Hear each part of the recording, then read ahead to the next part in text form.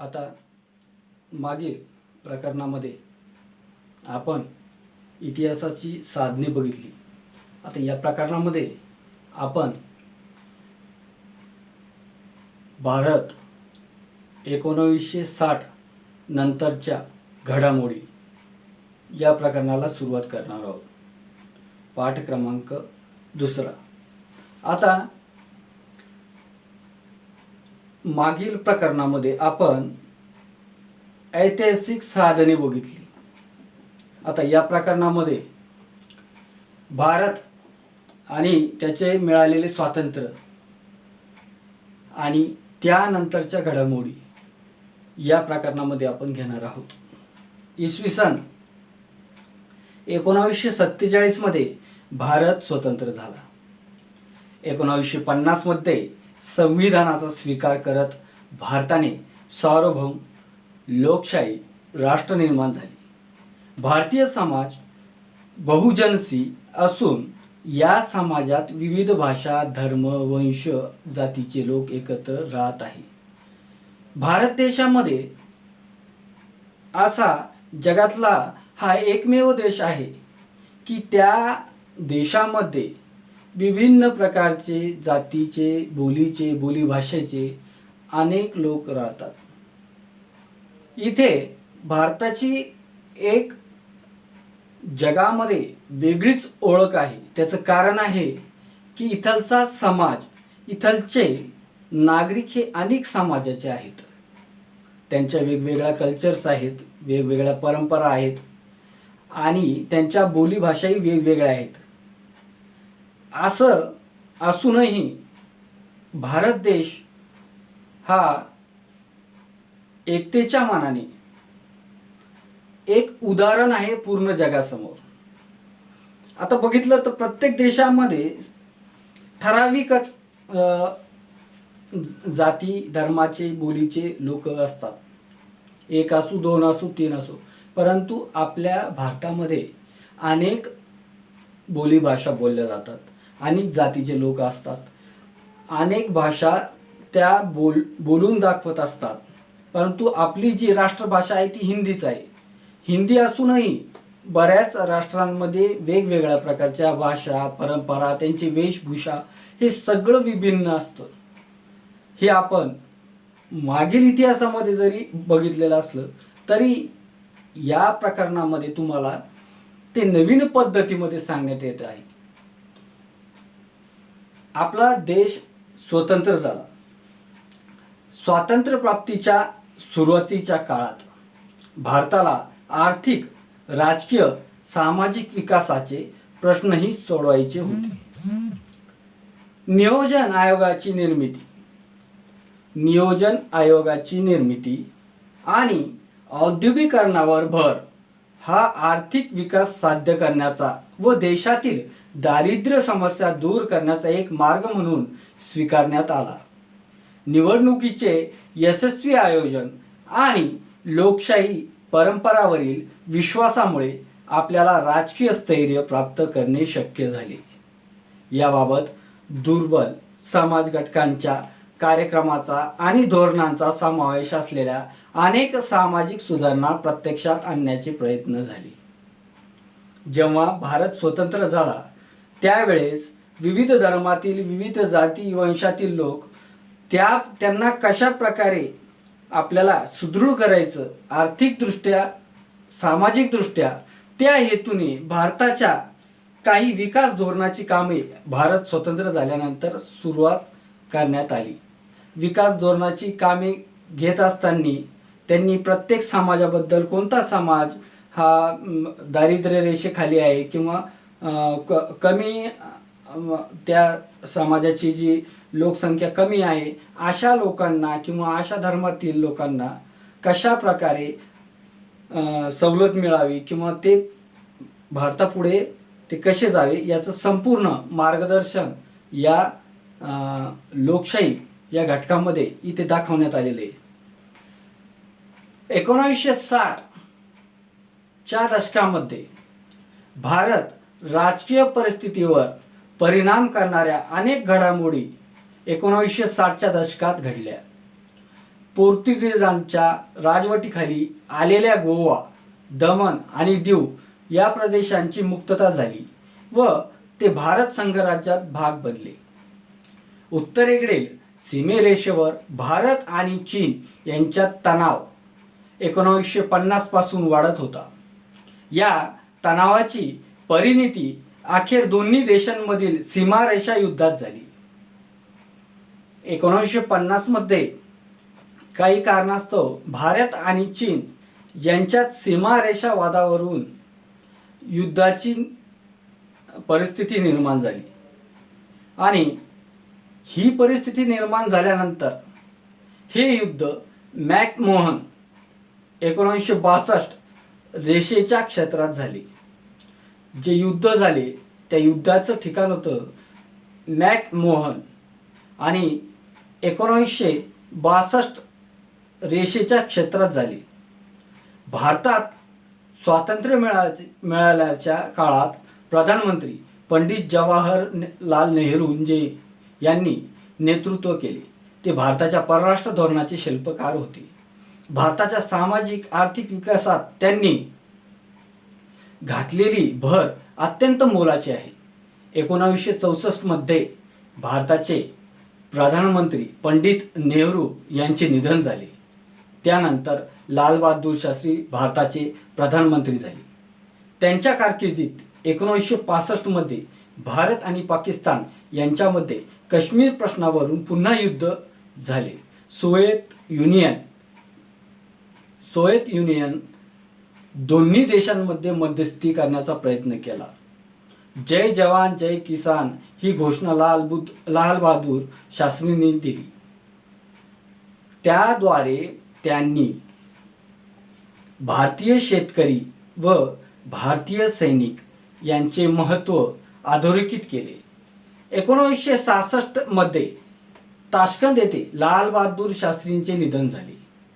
1966 मध्ये श्रीमती इंदिराजी गांधी या भारताच्या प्रधानमंत्री झाल्या.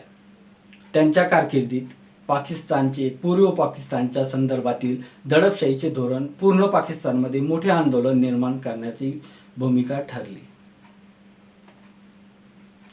या आंदोलनाचे नेतृत्व शेख मुजीबुर रहमान यांच्या मुक्ती वाहिनीने केले. पूर्व पाकिस्तानच्या या समस्येचा परिणाम भारतावरही झाला, कारण कोट्यावधी निर्वासित तेथून भारतात आले. काही लोक पाकिस्तानमध्ये होते, त्यांना तिथे निर्वासित केलं आणि त्यानंतर ते भारतामध्ये कायमचे रहिवासी झाले. 1970चे दशक. 1971 मध्ये भारत आणि पाकिस्तान यांच्यात युद्ध झाले व त्याची परिणती स्वतंत्र बांगलादेशच्या निर्मितीत झाली. शांततेच्या कारणासाठी अणुऊर्जा वापर करण्याच्या आपल्या धोरणाचा एक भाग म्हणून भारताने 1947 मध्ये राजस्थान येथील पोखरण येथे जमिनी अंतर्गत यशस्वी अणुचाचणी केली. या घटकामध्ये पोखरण येथे 1974 मध्ये ही भारताची यशस्वी अणु चाचणी होती. त्या काळामध्ये अणु चाचणी होणे म्हणजे फार गर्वाची गोष्ट मानली जायची. नंतर 1975 मध्ये सिक्कीमच्या जनतेने भारतीय संघराज्यात सामील होण्याच्या बाजूने मतदान केले आणि त्यानुसार सिक्कीमला भारतीय संघराज्याचा दर्जा मिळाला. या दशकात भारतातील राजकीय परिस्थिती अस्थिर झाली. 1974 मध्ये श्रीमती इंदिरा गांधी यांनी निवडणुकीची प्रचार शासकीय यंत्रणेचा गैरवापर केल्याचा अलाहाबाद उच्च न्यायालयाने निकाल दिला. या विरोधात देशव्यापी संप आणि निषेध झाला. याच दरम्यान जयप्रकाश नारायण यांच्या नेतृत्वाखाली आंदोलनामुळे परिस्थिती अधिकच गुंतागुंतीची झाली. देशातील कायदा व सुव्यवस्थेची परिस्थिती बिघडली आणि शासनाने संविधानातील आणीबाणी विषयक तरतुदींच्या आधारे राष्ट्रीय आणीबाणी घोषित केली. आणीबाणीच्या काळात भारतीय नागरिकांचे मूलभूत हक्क स्थगित करण्यात आले. आणीबाणीमुळे भारतीय प्रशासन व्यवस्थेत शिस्त आली. परंतु त्याचबरोबर मानवी हक्काचाही संकोच झाला. राष्ट्रीय आणीबाणीचा हा काळ 1975 पासून तर 1977 पर्यंत राहिला आणि त्यानंतर सार्वत्रिक निवडणुका घेण्यात आल्या. आणीबाणीच्या पार्श्वभूमीवर अनेक विरोधी पक्षांनी एकत्र येऊन जनता पक्षाची निर्मिती केली. नव्याने स्थापन झालेला जनता पक्षाकडून श्रीमती इंदिरा गांधींच्या नेतृत्वाखाली काँग्रेस पक्षाचा दारुण पराभव या निवडणुकीमध्ये झाला. मोरारजी देसाई प्रधानमंत्री झाले.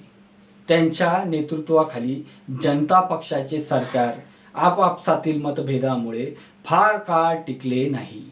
त्यानंतर चरण सिंग हे प्रधानमंत्री झाले. त्यांचे सरकार अल्पकाळ टिकले. 1980 मध्ये पुन्हा निवडणुका झाल्या आणि श्रीमती इंदिरा गांधी यांच्या नेतृत्वाखाली काँग्रेस पक्ष पुन्हा सत्तेत आला. तर अशा प्रकारे भारत स्वतंत्र झाल्यानंतरही राजकीय दृष्टिकोनातून भारतामध्ये बऱ्याचशा घडामोडी झाल्या. बरेचसे नवीन पक्ष आले. बऱ्याचशा घटना या समाजातील या नागरिकांना देशाच्या संविधानाविषयी, देशाच्या कायद्याविषयी, या घटकांविषयी जाणून घेतल्या गेलेल्या घटना या सामान्य जनतेला कळायला लागल्या. ह्या ज्या घटना घडल्या, लाल बहादूर शास्त्री वारल्यानंतर त्यांच्या जागी प्रधानमंत्री झालेले, त्यानंतर वेगवेगळे पक्ष निघाले. त्या पक्षांमधील मोरारजी देसाई यांनी त्या काळच्या सगळ्यात मोठी पार्टी होती काँग्रेस पार्टी, तिला हरवून ते पंतप्रधान झाले. परंतु ते जास्त काळ टिकले नाही. 1980 मध्ये पुन्हा निवडणुका झाल्या आणि काँग्रेस परत सत्तेवर आली. 1980चे दशक, या दशकात भारतीय राजकीय व्यवस्था आंदोलनाच्या आव्हानासमोर जावे लागले. शिखांनी पंजाबमध्ये स्वतंत्र खलिस्तान राज्याच्या मागणीचे आंदोलन सुरू केले. या आंदोलनाने अतिशय उग्र स्वरूप धारण केले. या आंदोलनात पाकिस्तान पाठिंबा होता. पाकिस्तानला तर भारतामध्ये फूट टाकण्याचा त्यावेळेस ही मोकळी संधी मिळालेली होती. त्यामुळं याच्यामध्ये पाकिस्तानही उतरला. 1984 मध्ये अमृतसर येथील सुवर्ण मंदिरात आश्रय घेतलेल्या अतिरेक्यांना बाहेर काढण्यासाठी भारतीय लष्कर पाठवायला लागले. श्रीमती इंदिराजी गांधी सुरक्षा रक्षक पथकातील शीख रक्षकांनीच त्यांची हत्या केली. त्यावेळेस शीख समाज हा वेगळा प्रांत मागत असे आणि तो प्रांत मिळवण्यासाठी त्यांनी बऱ्याच प्रकारचे प्रयत्न केले. परंतु काँग्रेस सरकार त्यावेळेस आपल्या निर्णयावर खंबीर होती आणि तत्कालीन त्यावेळेच्या प्रधानमंत्री इंदिराजी गांधी यांचे रक्षक हे शीख समाजाचेच होते. त्यांनी सकाळी 6 वाजता जेव्हा इंदिराजी आपल्या घरातून कार्यालयाकडे जाण्यासाठी निघाल्या आणि निघत असतानाच त्यांच्या आवारामध्ये म्हणजे घराच्या थोडं अंतरावर त्या चालत असतानाच सकाळी त्यांना गोळी घालण्यात आली. त्यावेळेस त्या एका TV इंटरव्ह्यूसाठी जात होत्या आणि त्याच काळामध्ये त्यांचे जे सुरक्षा रक्षक होते त्या दोघांनी अनेक गोळ्या त्या तत्कालीन प्रधानमंत्री इंदिराजी गांधी यांना मारल्या आणि त्या क्षणातच तिथे त्यांचा मृत्यू झाला. त्यावेळेस याच कालखंडात ईशान्येकडील भारतात अल्फा संघटनेच्या नेतृत्वाखाली मोठे आंदोलन झाले. 1974 मध्ये राजीव गांधी यांनी प्रधानमंत्री म्हणून सूत्रे हातात घेतली. त्यांनी भारताच्या अर्थव्यवस्थेत आणि विज्ञान व तंत्रज्ञानाच्या क्षेत्रात अनेक सुधारणा घडवून आणण्याचा प्रयत्न केला. पाहिलं गेलं तर राजीव गांधी हे पायलट होते. राजकारणाशी त्यांचा कोणत्याही प्रकारचा संबंध नव्हता. फक्त ते राजकीय घराण्यातले आहेत हाच त्यांची ओळख होती. राजकीय क्षेत्रामध्ये त्यांना पहिली आवड नव्हती. ते एक पायलट होते. राजकारणात यायच्या आधी राजीवजी गांधी हे एका एअरलाइन्स कंपनीमध्ये ते स्वतः नोकरी करत होते. परंतु अशा घटना घडल्यानंतर त्यांना काँग्रेस पार्टीतर्फे हे प्रधानमंत्रीपद मिळवण्याचे सगळ्यांचा पाठिंबा क्लिअर झाला आणि ते आपल्या राजकारणात उतरले. राजकारणात उतरत असताना राजीवजी गांधी हे आधीपासून त्यांचं एकच लक्ष होतं की जगामध्ये औद्योगिकरण वाढायचं, टेक्नॉलॉजीचा वापर हा जास्त प्रमाणात व्हायला पाहिजे, हा हेतू राजीवजी गांधींचा त्या काळचा होता. वेगवेगळ्या घटनेमुळे राजीवजी गांधी यांना जी आलेली परिस्थिती होती, ही राजकीय परिस्थितीमध्ये त्यांनी त्यांचे कार्य अत्यंत प्रभावशाली आणि उत्तम प्रकारे पार पाडले. राजीवजी गांधी यांनी प्रधानमंत्री म्हणून सूत्रे हाती घेतली. त्यांनी भारताच्या अर्थव्यवस्थेत आणि विज्ञान व तंत्रज्ञानाच्या क्षेत्रात अनेक सुधारणा घडवून आणण्याचा प्रयत्न केला. श्रीलंकेतील तामिळ अल्पसंख्याकांच्या समस्या सोडवण्यात राजीव गांधी पुढाकार घेतला. तामिळ समुदायाला देशांतर्गत स्वायत्तता देऊन एक संधी श्रीलंकेच्या कल्पनेला त्यांनी पाठिंबा दिला होता. परंतु त्यांच्या या संदर्भातील प्रयत्नांना यश आले नाही. संरक्षण सामग्री आणि विशेषतः बोफोर्स कंपनीकडून लांब पल्ल्याचा तोफा खरेदी संदर्भात झालेल्या भ्रष्टाचाराच्या प्रकरणात त्यांच्यावर बरीच टीका झाली. राजकीय भ्रष्टाचार हा काळातील निवडणुकांचा एक महत्त्वाचा मुद्दा बनला आणि या सार्वत्रिक निवडणुकीत काँग्रेस पक्षाचा पराभव झाला. यानंतर विविध पक्ष एकत्र येऊन जनता दलाचे विश्वासनाथ प्रताप सिंग भारताचे प्रधानमंत्री झाले. इतर मागासवर्गीयांसाठीचे आरक्षण धोरण हे त्यांचे सर्वात महत्त्वाचे योगदान मानले जाते. पक्षातील अंतर्गत वादविवादामुळे ते फार काळ प्रधानमंत्री पदावर राहू शकले नाही. 1990 मध्ये चंद्रशेखर भारताचे प्रधानमंत्री झाले. त्यांचेही सरकार अल्पकाळ टिकले. 1991 मध्ये निवडणूक प्रचारादरम्यान श्रीलंकेतील लिट्टे या संघटनेने राजीव गांधीजी यांची हत्या केली. 1980च्या दशकात शेवटी आणि जम्मू काश्मीर या भागामध्ये असंतोषाला सुरुवात झाल्याचे दिसले. तेथील अतिरेकी कारवायांनी काश्मीर पंडितांना तेथून निघून जाण्याचे भाग पाडले. ही समस्या अधिक वाढत गेली आणि तिथे आता दहशतवादाचे स्वरूप धारण केलेले आहे. या घटनेला बऱ्याचशा मुलांना माहीत नसतात, परंतु या इतिहासामध्ये अत्यंत चांगले प्रभावशाली ह्या इतिहासाचं विवरण इथं दाखवण्यात आलेले आहे. राजीवजी गांधी यांची हत्या झाली. त्या हत्या लिट्टे या संघटनेने केलेली होती. त्या संघटनेचा म्होरक्या तो तत्कालीन मागील पंचवार्षिक मध्ये त्याला काँग्रेस सरकार होती त्याच काळामध्ये त्याला मारण्यात आलं.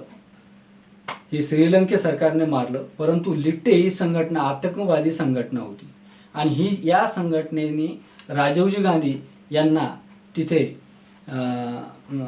मानवीय बॉम्ब त्यांच्याजवळ पाठवून एका मुलीला मानवीय बॉम्ब बनवून त्यांच्या गळ्यात हार घालण्यासाठी पाठवून तिथं बॉम्बचा विस्फोट झाला. त्यामध्ये ती महिला ही मृत झाली आणि राजीव गांधी हेही मृत्युमुखी पडले. तर अशा परिस्थितीमध्ये अनेक घटकांना इतिहास आज उघडं करत आहे आणि त्या इतिहासाचं भारतावर होणारे काय परिणाम झाले. नंतर 1991 नंतरचे बदल. आता या बदलामध्ये जगातील होणारे बदल, त्याचे भारतावर होणारे परिणाम जगांच्या आणि भारताच्या इतिहासात 1991 हे वर्ष महत्त्वपूर्ण बदलाचे ठरले. सोव्हिएत युनियनच्या सुमारास विघटन झाले आणि जगातील शीतयुद्ध संपले. भारतात पी.व्ही. नरसिंह राव यांच्या नेतृत्वाखाली शासनाने भारतीय अर्थव्यवस्थेत अनेक बदल घडवून आणले. याच काळात अयोध्या येथील राम जन्मभूमीच्या व बाबरी मस्जिदचा प्रश्न ऐरणीवर आला. या घटकामध्ये बाबरी मस्जिद पाडण्याच्या मागे त्या मस्जिदीवर जेव्हा पाडण्यात आली तर पुरातन तत्वाच्या काही लोकांनी तिथे जाऊन काही मंदिराचे अवशेष त्या मस्जिदीखाली सापडले आणि त्याच्यावरून राम मंदिर आणि त्याचा विवाद हा सुरू झाला.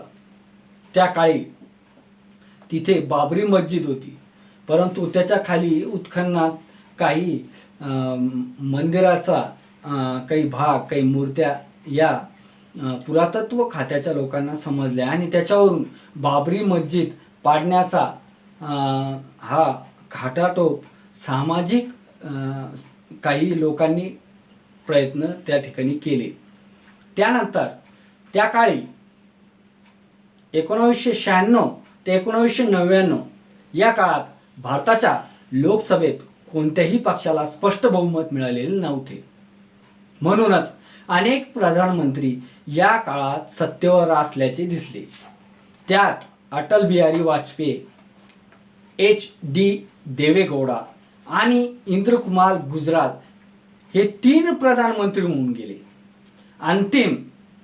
अंतिमतः 1999 मध्ये भारतीय जनता पक्षाच्या नेतृत्वाखाली राष्ट्रीय लोकशाही आघाडीचे सरकार सत्तेवर आले आणि अटल बिहारी वाजपेयी भारताचे प्रधानमंत्री झाले.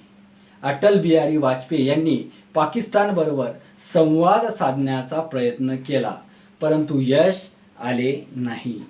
1998 मध्ये भारताने आणखी काही अणुचाचण्या करून स्वतःला अण्वस्त्रधारी राष्ट्र म्हणून घोषित केले.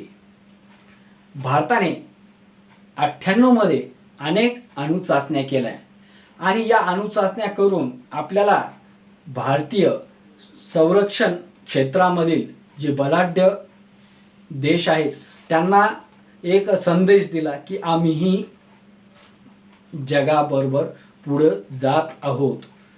1999 मध्ये कारगिल क्षेत्रात भारत आणि पाकिस्तान यांच्यात काश्मीर प्रश्नावरून आणखी युद्ध झाले. या युद्धातही भारताने पाकिस्तानचा पराभव केला. भारतीय अर्थव्यवस्थेचे आधुनिकीकरण, आर्थिक स्वावलंबन आणि सामाजिक न्यायासह समाजवादी समाजरचना ही भारताच्या दृष्टिकोनातून स्वातंत्र्यापासून भारतीय अर्थव्यवस्थेचे एक वैशिष्ट्य राहिलेले आहेत. भारताला उद्योग उभारून आधुनिकीकरण आणि स्वावलंबन प्राप्त करण्याचे होते. नियोजनाद्वारे सामाजिक न्यायावर आधारलेली अर्थव्यवस्था अस्तित्वात आणायची होती. म्हणूनच आयोजन आयोग निर्माण करण्यात आला. एक आयोग निर्माण करण्यात आला आणि त्या आयोगामध्ये स्वातंत्र्यासंबंधी देशाच्या आधुनिकीकरण उद्योगासंदर्भात वेगवेगळे निर्णय सरकारकडून घेण्यात आले. अर्थव्यवस्था ही बळकट असायला पाहिजे असं त्या काळच्या या नियोजनाने ठरवून दिलेलं होतं आणि म्हणूनच योजना आयोग निर्माण करण्यात आला आणि पंचवार्षिक योजना सुरू करण्यात आली. 1991 मध्ये नरसिंहराव शासनाने आर्थिक सुधारणा घडवून आणण्याचा प्रारंभ केला. या आर्थिक सुधारणांना आर्थिक उदारीकरण असेही म्हणतात. या पंचवार्षिक योजनेमध्ये वेगवेगळ्या प्रकारच्या जे लघुउद्योग आहे त्या लघुउद्योगांना चालना मिळण्यासाठी या आयोगातर्फे वेगवेगळ्या प्रकारची राजकीय मदत करण्यात आलेली होती. हेतू एवढाच होता की अर्थव्यवस्था ही चांगल्या प्रकारची असली तरच राष्ट्र हे प्रबळ बनत असतं आणि जनता ही अर्थव्यवस्थेवरच निर्भर असते. त्यावेळेची अर्थव्यवस्था आणि आजची अर्थव्यवस्था फार मोठा त्याच्यामध्ये बदल झालेला आहे चांगल्या प्रकारचा. आपण आज बऱ्याच क्षेत्रामध्ये आज पुढे आहोत. तांत्रिकीकरण असो किंवा संरक्षण असो, काही कला असो, क्रीडा असो, सगळ्या बाबतीत भारत देशाची ही स्थिती अत्यंत चांगल्या प्रकारची आहे. त्यावेळेस याचं धोरण वैज्ञानिक उद्योग क्षेत्रातील कुशल व्यावसायिक भारतीयांना भारतीय व्यवस्थेचा सुधारण्यास मदत केली. माहिती तंत्रज्ञान क्षेत्रातील उद्योगांनी रोजगाराच्या नव्या संधी निर्माण केल्या. 1991 नंतर झालेल्या बदलाचे वर्णन जागतिकीकरण असेही केले जाते. याचं जर वर्णन केलं तर याला जागतिकीकरण असेही म्हटलं गेलेले आहे. जे निर्यात होणारा जो पारंपरिक निर्यातीचा आपला जो भाग होता त्याच्यातही बरेचसे बदल या नियोजनामध्ये करण्यात आलेले होते. आणि आजचे जे क्षेत्र आहे IT क्षेत्र, त्या क्षेत्रामध्ये आपले भारतीय कर्मचारी वर्ग हे अनेक प्रकारच्या तंत्रज्ञानाची निर्मिती करत असतात. आणि भारतातील विविध क्षेत्रांना लागणारा जे सॉफ्टवेअर असतात ते हे तंत्रज्ञ बनवत असतात. त्याच्यामुळं आजची जी स्थिती आहे आपली ही तांत्रिकीदृष्ट्या आणि उत्पादन आणि क्रांतीची जी यशस्वी लढाई आहे त्याच्यामध्ये आपण आज अग्रेसर झालेलो आहोत. विज्ञान आणि तंत्रज्ञानाच्या साहाय्याने भारताने स्वावलंबनासाठी जे प्रयत्न केले त्यात 2 महत्त्वाच्या घटनांचा समावेश करता येईल.